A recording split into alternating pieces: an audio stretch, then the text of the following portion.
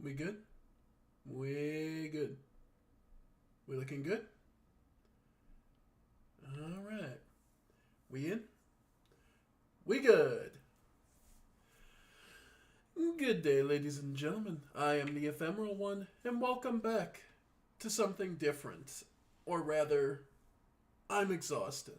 I'll be perfectly honest, it's been a long damn week. So I didn't get around to playing this morning, and then I went to work, and now I'm kind of tired. So I figured before we get into anything else, and rather than trying to do just an hour of, you know, do an hour of Dragon's Dogma, which is utterly useless in my opinion, I figured we'd just watch some stuff and just relax tonight. So I was tempted to I was gonna start reading a book, but I will say first and foremost the to get the honest truth out there. Um, okay, this is going to sound exaggerated, and I wish it was. About a week ago, I got sideswiped by a car, and on my way to work. I walk everywhere, so yeah, I didn't get full on hit. He just winged me and ran off. But that cost of medicine and other stuff just piled up, and now I have basically no money until next payday. So I don't have enough subscribers to really say I'm doing a donation stream and expect anything of it. All I can say is that there's a link in the description. If you can and you feel up to it, please donate. Any amount helps just to get through till next payday in 2 weeks. Yeah, yeah, things are rough right now. But that aside, putting that aside, we'll start off tonight talking about the current ending release season. Oh, release calendar, wrong one. Simulcast season. Okay, winter 2024. Because I haven't gotten around to actually. Hmm? Chat rate 1. Okay. Whatever. Alright, folks, so tonight I'm going to go down the shows I was watching for this previous season, and then what I'm excited for next season. Because I believe they have a list up. So we'll start with this previous winter season. I actually had a good choice of selection, and I don't know. There's stuff I have to go back and actually pick up now that it's done. Um, just running down the list as we go. "'Tis Time for Torture, Princess" is basically a one-note joke run across 12 episodes where the princess is captured by the evil demon army and she's being tortured in various non-tortury ways. Like, okay, they didn't title it. Like, the first episode is basically her being tempted by toast. And then, like, watching other people play Smash Brothers and then being invited to play Smash Brothers. Only if she's allowed to, betray the human race. And it's a one note joke. I have to go back and see if they actually just keep doing the same joke for every episode. If so, I can't say it'd be worth it, but yeah. Let's see what else. Okay. You can see the ones I've flagged. "Banished from the hero's party, I decide to live a quiet life in the countryside." This show's first season was actually very well, hit a lot of excellent notes. The first season basically follows how effectively the main character is the older brother of the chosen heroine, who's supposed to go defeat the Demon Lord. But supposedly he's not as competent in combat, and he's been pushed out, basically, by some members of the party. And then he decides to live a quiet life in the countryside. Naturally, that doesn't work out, and there's a lot of interesting philosophical questions that arise from the way things are handled. Effectively, his younger sister, the heroine, eventually, basically, spoilers for the main season. So I'll stop in case you are want to be not spoiled. You want to go into the show not spoiled. You have 5, 4, 3, 2, 1. Effectively, the heroine basically decides that the downsides to her, what they call a blessing, which is everyone gets something from the goddess that helps define what their abilities are, called their blessing. Some are more beneficial than others, and there's problems with that system. Things like the hero's blessing that the Rudy, the little sister, had, is she didn't need sleep, she didn't really need to eat. Everything kind of bounced off her. She didn't have any, she didn't feel anything because her entire purpose was, through her blessing, supposed to be to, defeat the Demon Lord, and that's it. To become strong enough to do so. Everything else was just discarded. Until she eventually discovers through a contrivance of the story, I'll leave that for a surprise for you, gets a new sort of blessing and actually changes hers. Well, in the second season, we find out there's a new hero who has the hero's blessing, and a lot of the second season involves him and how he handles it. And it's really well done. All I can say is this was a fun ride overall. There's a bit of,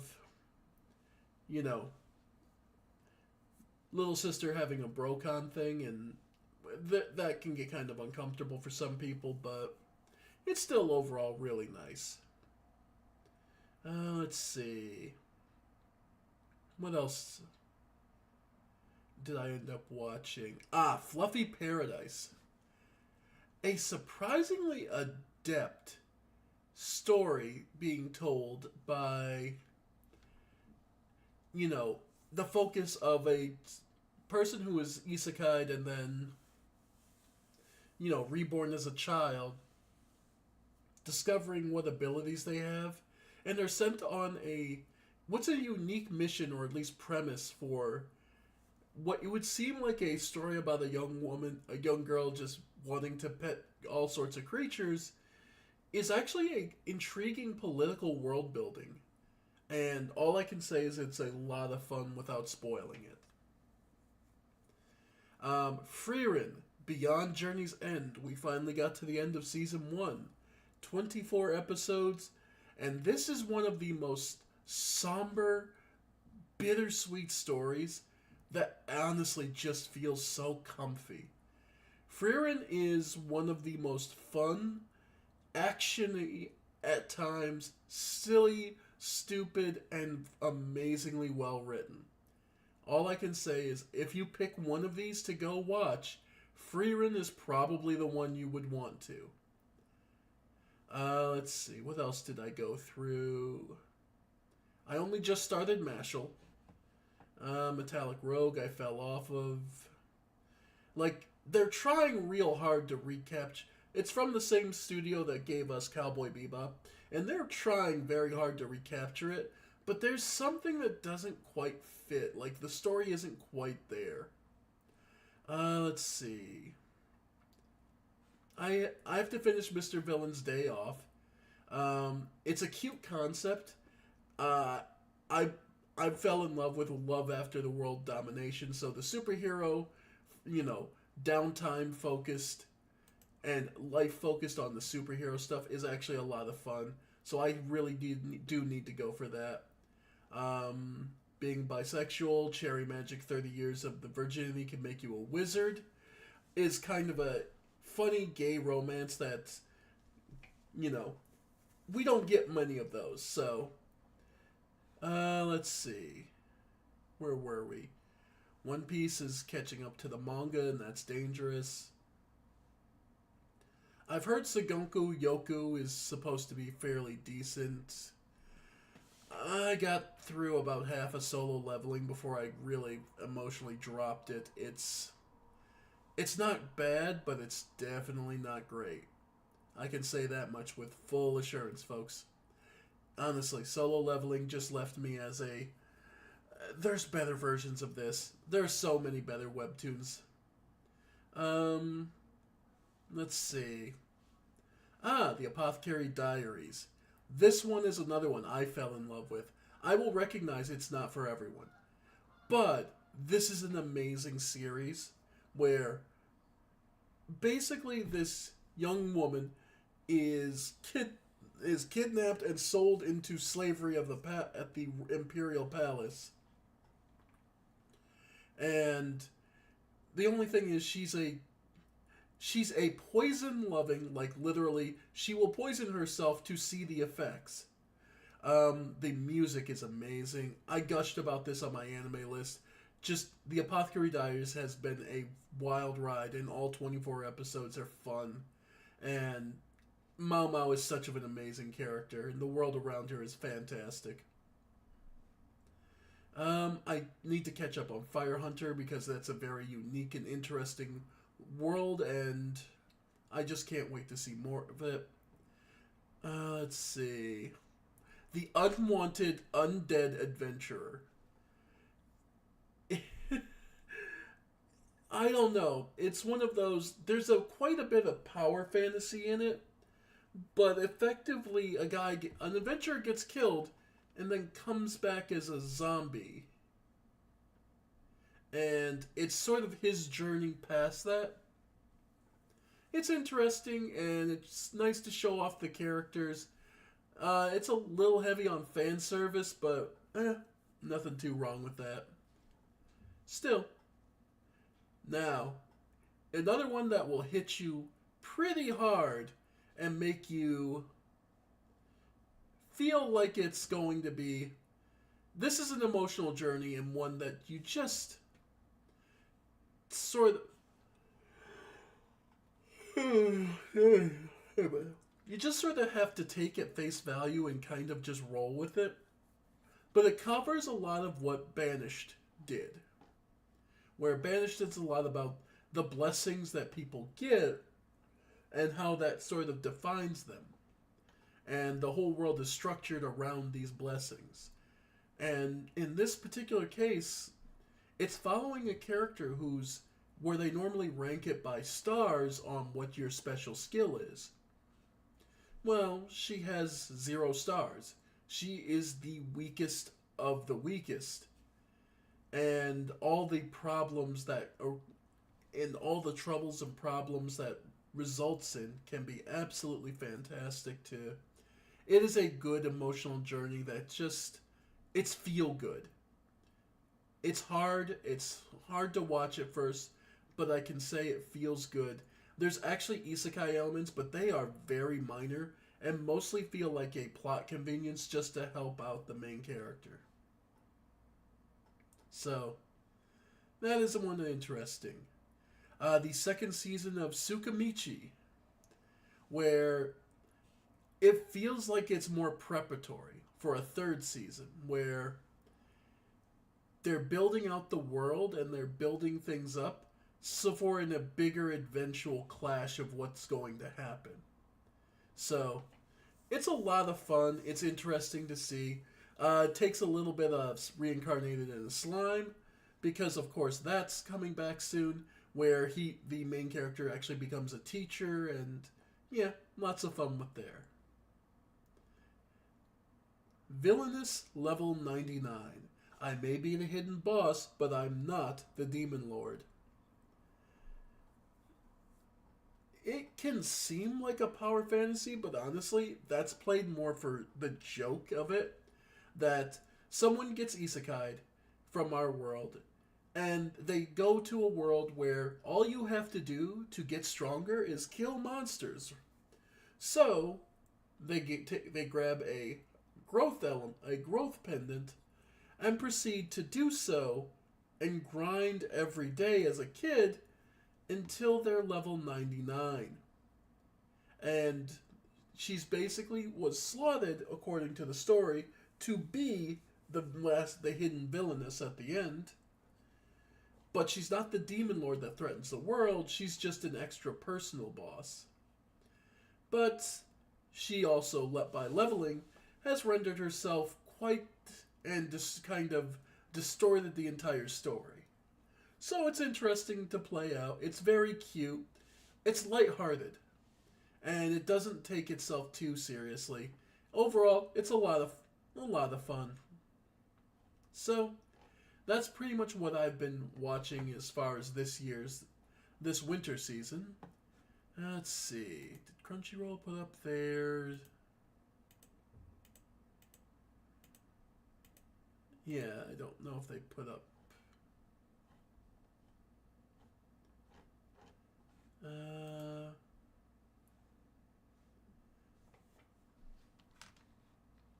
Spring. No, okay, there. Okay. News. Let's see if it's in their news. Spring 2024 light up. Here we go. I was going to say, I remember seeing it. Alright, so new pickups are, of course, Kaiju number 8. Okay, I know not everyone is going to be old enough to remember this, but if you don't believe me, go look up the Kaiju number, rather than Kaiju number 8, look up the anime Gantz. Gantz. If you want, look that up and then look back at Kaiju number 8 and tell me you can't see the resemblance. This is not a bad thing. This is just me looking at it going,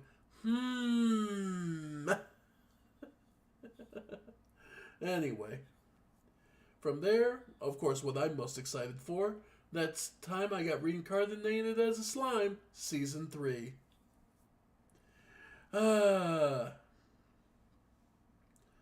This show is just so feel good, it's funny. Alright, Yoi fangirls, get the books out. Here we go. Black Butler, Public School Arc. Ciel and Sebastian head to school with a new mission in the latest Black Butler season. Oh, all the Yoi girls and all the Yoi fanboys and fangirls are going to be out in force with this one. Konosuba. I'm not big on pure comedy, so I kind of, Viral hit. Alright, and new simulcast. A Condition Called Love. An Archdemon's Dilemma, How to Love Your Elf Bride. Astronaut. As a reincarnated Instagram, I use my rise to the world. Bartender, Glass of God.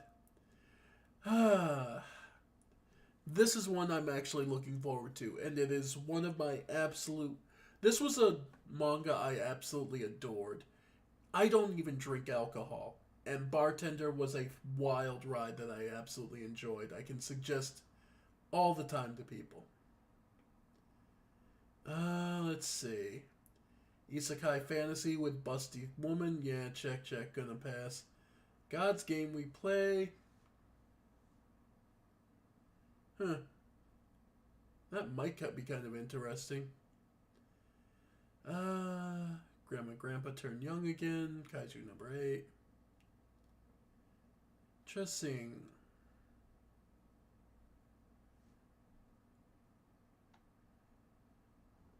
Anything else?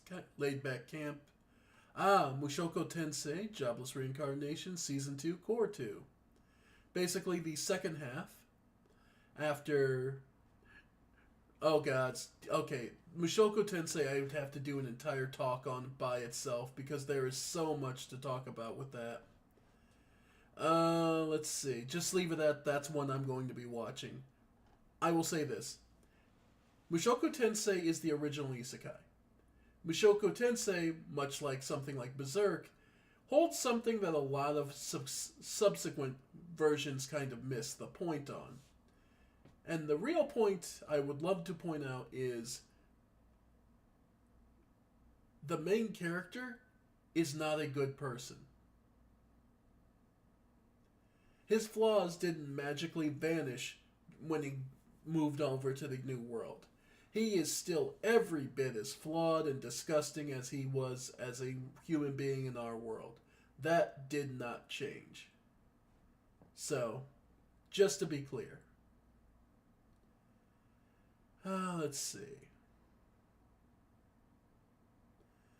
Re-Monster.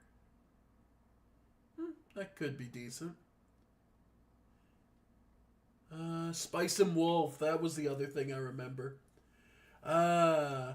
Lawrence and Holo, the wise wolf, finally returned for a journey across the lands in search of new adventure. Effectively, a sort of sweet, laid-back adventure of two souls kind of just trying to find a home. Sound euphonium, studio apartment, lighting good, angel included. Yeah. Duke of Death. Just saying. A group of girls hand on abandoned train to explore the outside world of strange anomalies. That could be kind of decent, actually. Something like a lower key other side. Okay. Unnamed memory.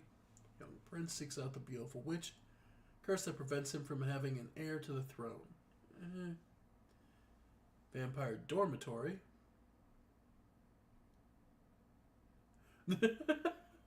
Oh god, this actually sounds horribly enough that it might be actually fun. A girl disguised as a boy must hide her secret amongst a boys' dorm full of vampires. Oh, this was somebody's fetish. Windbreaker.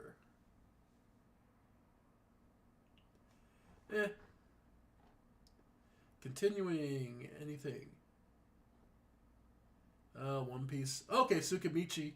Okay, so that keeps going. So that's at least makes sense. It's going. They're building up to the big part, so I could see that being fun.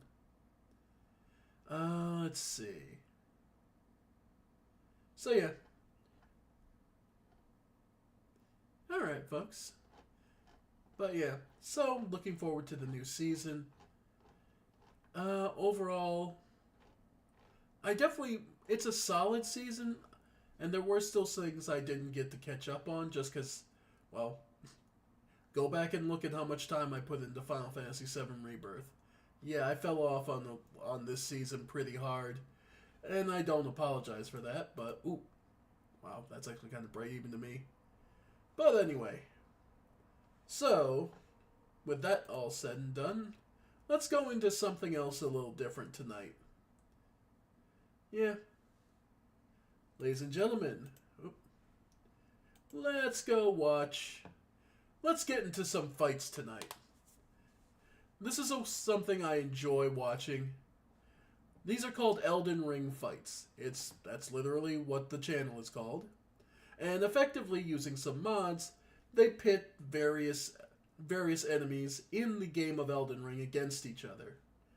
So today, for our challenger, is the Royal Revenant. This one specifically from Michaela's Haligtree at the end of the game.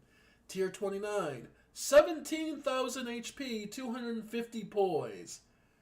This one is one of the bastards that there are several of that lead down in that basement alley towards the end of the Haligtree. I hate these things. Yes, healing magic bullies them. Fighting them otherwise is a pain in the ass. So, let's get to it, folks. First, we have our contender, and they'll be going up against first Margit, the Fell Omen. First major boss of the game. You can, just based on where they are located from in the game, this result is probably going to be pretty obvious. Margit is a decent combatant, but doesn't have enough evasion to get out of this, so I imagine he's going to get worked. He got some good hits in. But you can see the damage difference. It's just night and day. And with him in the acid, yeah. And the teleport, yeah, no, the acid's done.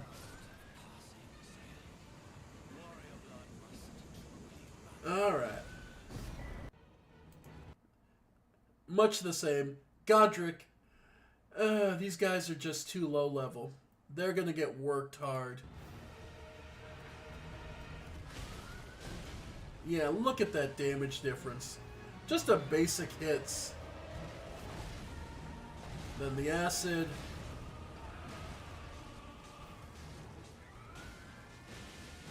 Yeah. He doesn't even get to second phase. He's done. Nothing to it. Okay. This is one that I feel kind of bad about. Because theoretically, Renala, if she could keep her distance, would actually deal a good amount. I don't think she could win, but she'd at least put up a decent fight. But this is the Royal Revenant we're talking about, so more than likely, between the Acid Breath and the teleports, she's going to get worked pretty quick. Yeah, there she... Exactly what I said. Teleports, then yeah. She's done. It got in. Yeah. Not surprising. Oh, okay. This one's a little different. This is the strongest Archdragon. And, oi. This Archdragon is a pain in the ass, but he's not mobile enough for this, and I imagine the acid spray is what's going to work him down most. Let's see. Yeah. Gets away before even the first lightning bolt hits. And there's the acid. Oh, wow. Actually got a good opening hit on him. Yeah. Shockwave damage there, but the Revenant's keeping up its hits. Yeah. Like, each time the... Yeah, nope, there's the acid. That's the biggest danger because the sheer size of the Archdragon. Once that acid gets out, he can't more than likely get out of it. But... Oh! Never mind. Takes the W with no problem whatsoever. Okay, there you go. Royal Revenant, Dragon Breath is the way to do it. Alright, Starscourge Radahn. I'd love to say Radahn's got this, but ever since his original nerfs, he's been nowhere near strong enough for this. Especially since this is the Revenant from the Haligtree. No. His low HP is just going to get him killed way too soon. If this was unnerfed to Radahn, maybe. But yeah, no. Again, being that large with that acid breath. Alright, the regular Archdragon did it. What about the Lich Dragon? Nah. Again, way too... What I was talking about. Way too big, and he isn't mobile enough. To fight the Revenant, you have to be more mobile than him. Because otherwise, he'll just slap you into... His damage output will slap you away, yeah. Yep. Finally getting airborne. Far too late.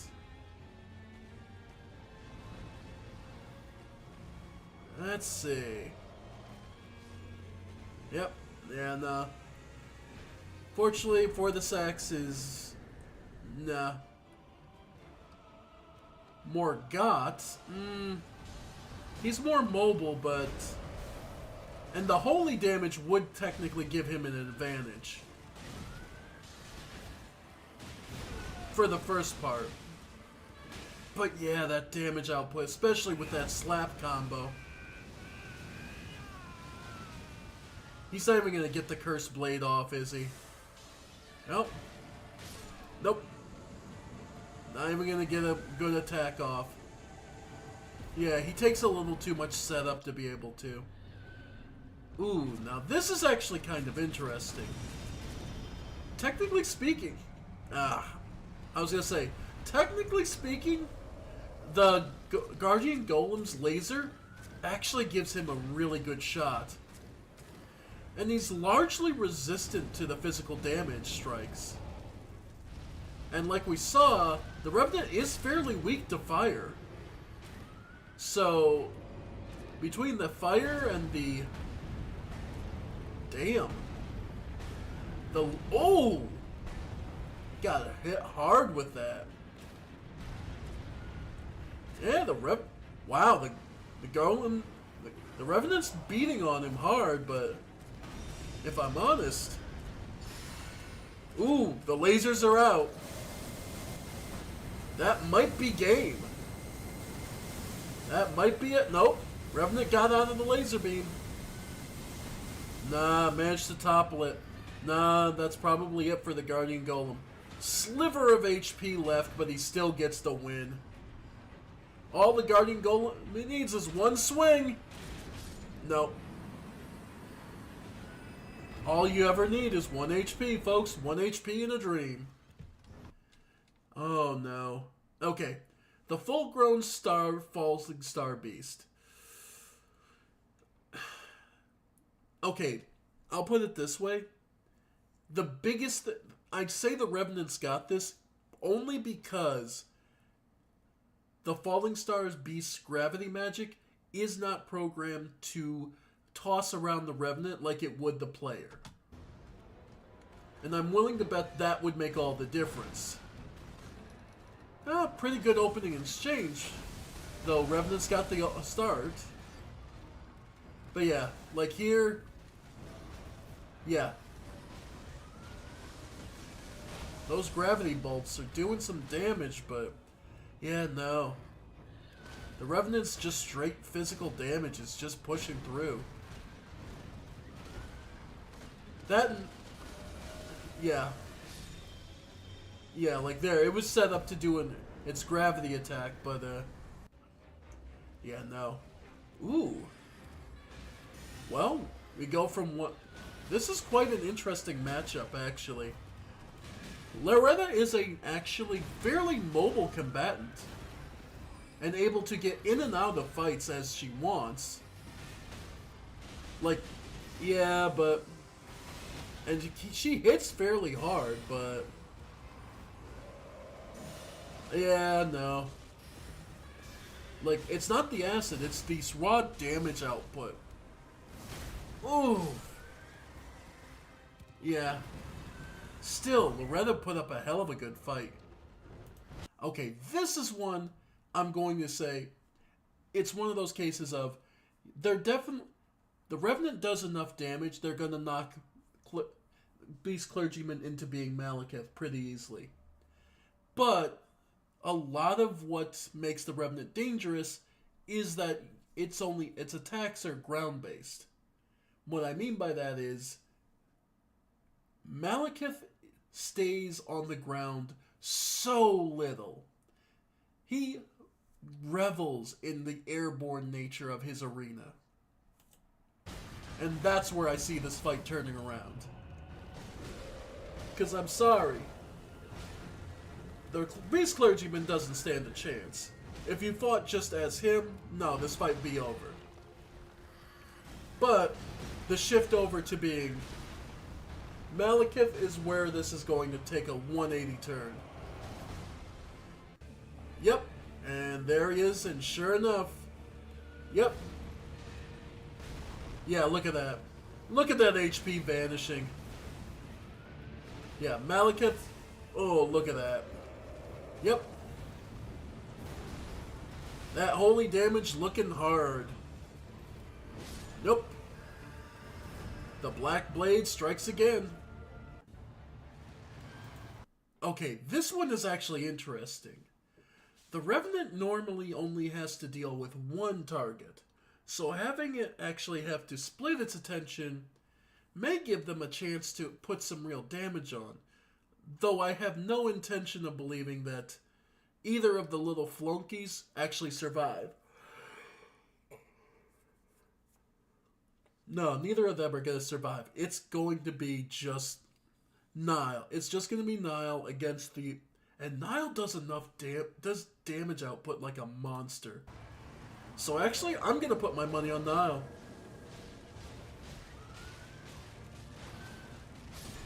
Yep.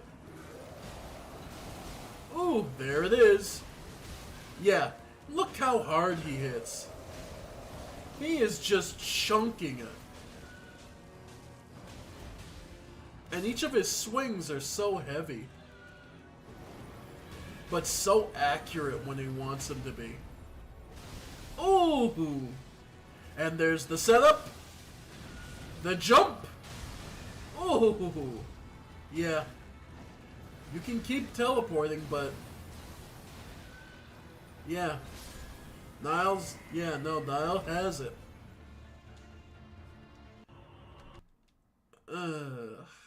Estelle. No, I can't say it. As much as I want to give this to Estelle, Estelle is a little too large. They'll have and they have trouble maneuvering around the... They have trouble with just a highly mobile Tarnished. So I don't think this works out. God, even teleports away to get away from the opening laser.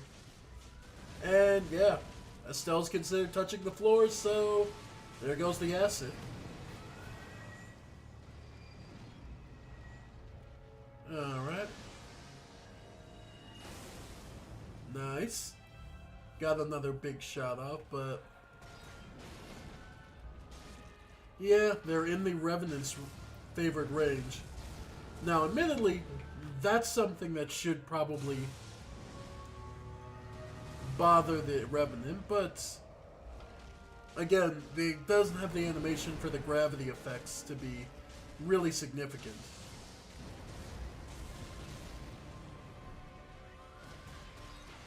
Alright.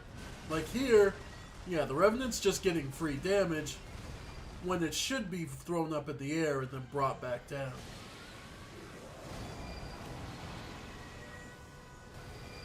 Huh. Oh, the big attack. The meteors are out. Well, that did actually a decent chunk. I don't think Estelle's got this, but... Yeah, no. Got flinched at the worst possible time.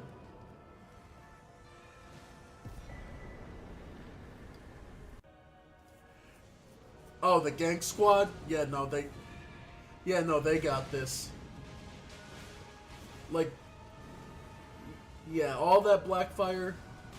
Nah, they got this. Huh. They're beating on him like nothing else. Yeah. Yep.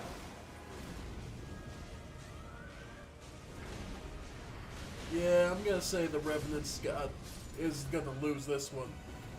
Oh, it got their first forms. So, the third member of the Gank Squad comes back. Yep. Gotta admit, this is more even than I expected it to. Oh, until that. Yeah, the Flame Ritual is just going to put them on top. Yep. The Black Flame Circle is always so devastating. Ah, Gideon. if you ever had a chance of winning, this would be it. But I doubt it. After all, there's a good reason Gideon has you doing all the heavy lifting. Yep, pushed in the corner and slapped to death. Yeah, like most of us. Now, Placidusax is likely another case of like Malekith, where the first phase, the first half of the fight will go towards the Revenant. It's the second part where things are going to get up in the air. Because for those who didn't watch my playthrough or aren't too familiar with it, Placidusax is at half HP, gains access to basically teleporting. And that's going to even out this fight. I'm going to put... no, I can't really say one way or the other. Love that... Yeah. The bigger problem is Placidusax's size and the tendency to get flinched. Like, his poise is not the greatest.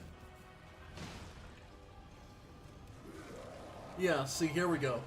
The second half, where Placidusax vanishes and starts dive bombing you.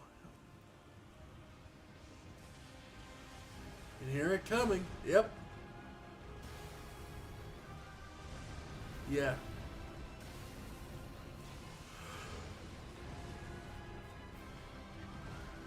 We're evening out, but Placidusax is still behind on HP.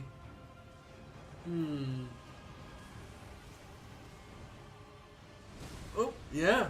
Another good solid hit. The downside is Placidusax never has any way of really following up the attacks. Oh no, and he's sitting right in a puddle of poison. This is probably it. Alright.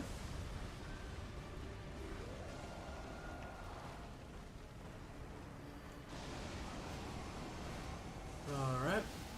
And taking off. Yeah, Placidusax looks to be poisoned, yeah. So that's probably it. Ooh! Oh, going for the big attack. Oh, and the Revenant... Yeah, no. Poison got him first. I was gonna say, if that Revenant takes any part of his Placidusax's ruin, he's done. Alright. Now, if they're critically weak to fire, like they look to be, this should go to Mog. Mog's fire damage is actually fairly respectable. But we'll see. But, I don't know, I get the feeling he's gonna get flinched and worked out. Yeah. Alright. Yep. Staggered. Revenant's probably got this. Alright. Oh. Here we go. Getting some HP back. Oh! Oh! Just chunked! Yeah, okay. So fire damage on the Revenant is a good choice. My god. Fucking... his ritual just wiped out the Revenant. Love that. Godfrey. Okay, his major weakness will be his speed, and the fact he needs to set up so hard before every goddamn move. If I'm perfectly honest, it's like he's constantly in a wrestling match and knows to just play to the crowd that isn't there.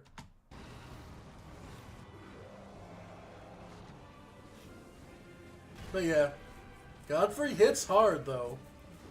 Yeah. So, but yeah, his speed just isn't there. And switching him to Hoarah. Yeah.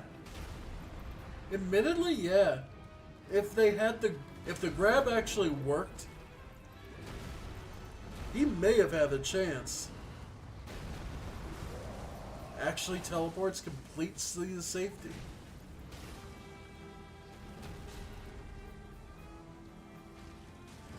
Yeah.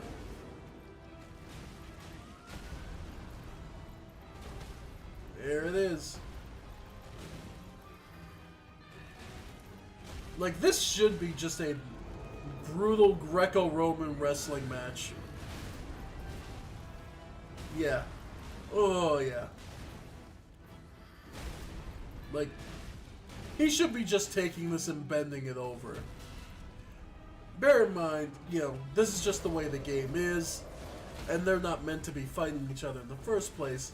But you can't tell me you can't see God Hoaraloo here ripping the arms off and just smiling.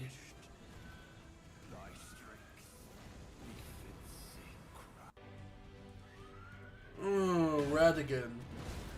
Like, little too slow. Does have the advantage of holy damage, so he should be taking off decent chunks of it. But I don't know, it just doesn't feel like the old man's got it in the gas tank. I love just calling Radigan old man. Yeah, like, look at the damage output. Oh. Nice. Yep. Yeah, no.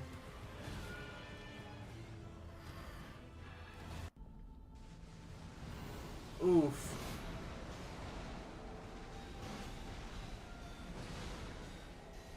Alright. Yeah. Elden Beast is a little too large for the poison.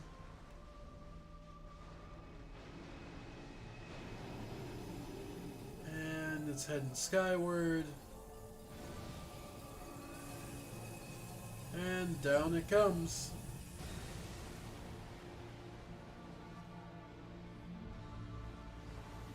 Alright. Cosmic gas. Holy sword beams, yeah. I'd say the Revenant's pretty outmatched.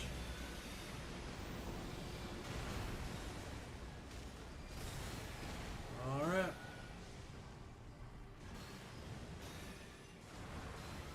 Gonna say we got it pretty well off.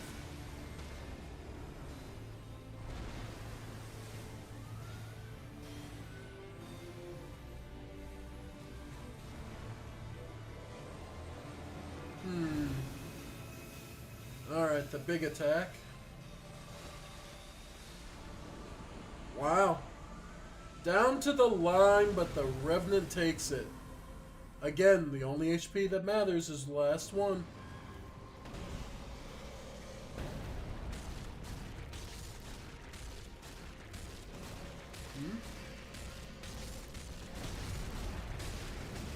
Alright.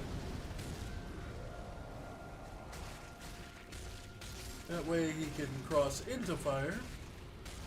And yeah. Revenant's getting some burn, but nothing as horrible as something, yeah, as we would have on the main battle. Alright. Spinning around looking for something.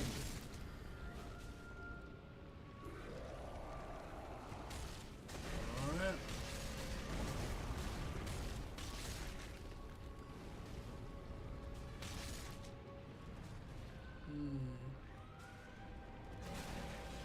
You done? Yep. First form down. Did barely anything. Now this is a little more interesting.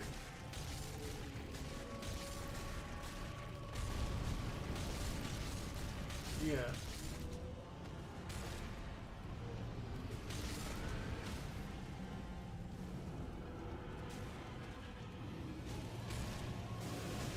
Yeah. Problem is, with this point, Rykard's good, but Rykard isn't great at hitting a single target consistently. So we may have to rely more on magic to be able to finish it off. Oh, got flinched.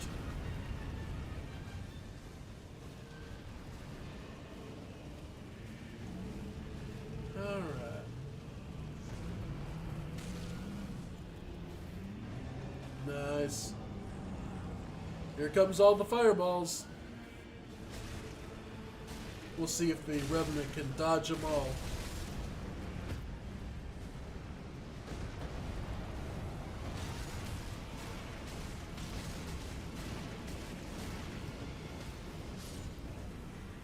Let's see. So yeah. I gotta give Malenia being Malenia, unless they get some kind of freakishly good luck, Malenia's gonna have this in the long run.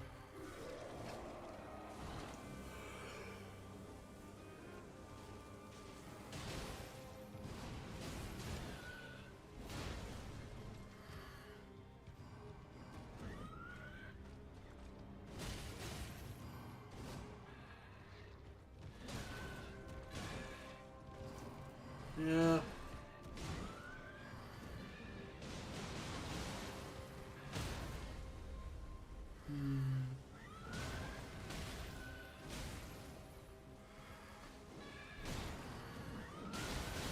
Yep, there's the waterfowl. Yep, for every bit of HP she takes, she still has to contend with the HP recovery of all the other forms.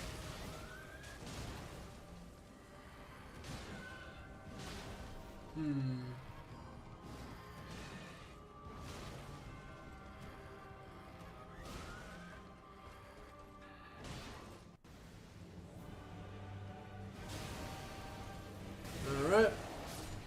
Sure enough, there it is. Second phase is fucking Scarlet Rot Bloom, is one of the most devastating attacks. Okay, this is interesting. Technically speaking, the Giant is way too large and slow. But his attacks also hit such a wide area, I won't be surprised if, his basic shield swipe somehow pulls Elma, or our former sister, into. Alright.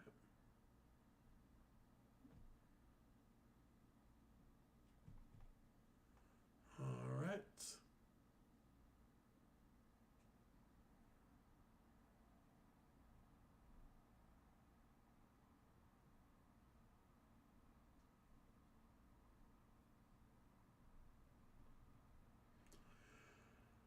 Alright. Yeah, let's see it.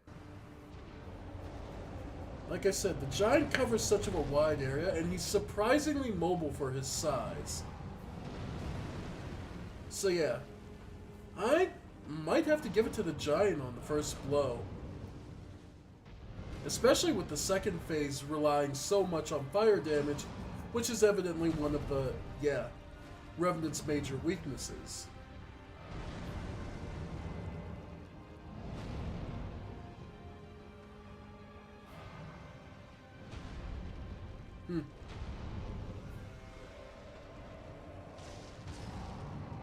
Alright.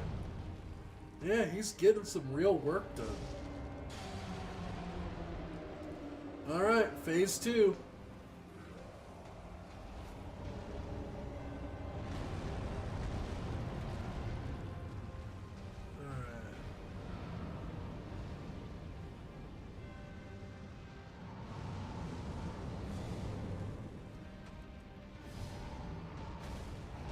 And yeah, the Giant just keeps hitting.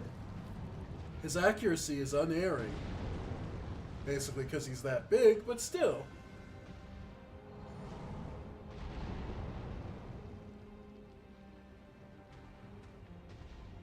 Alright.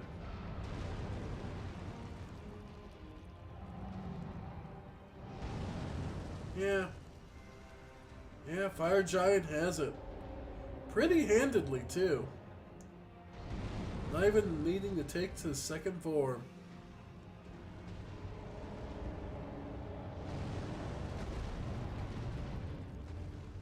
Come on.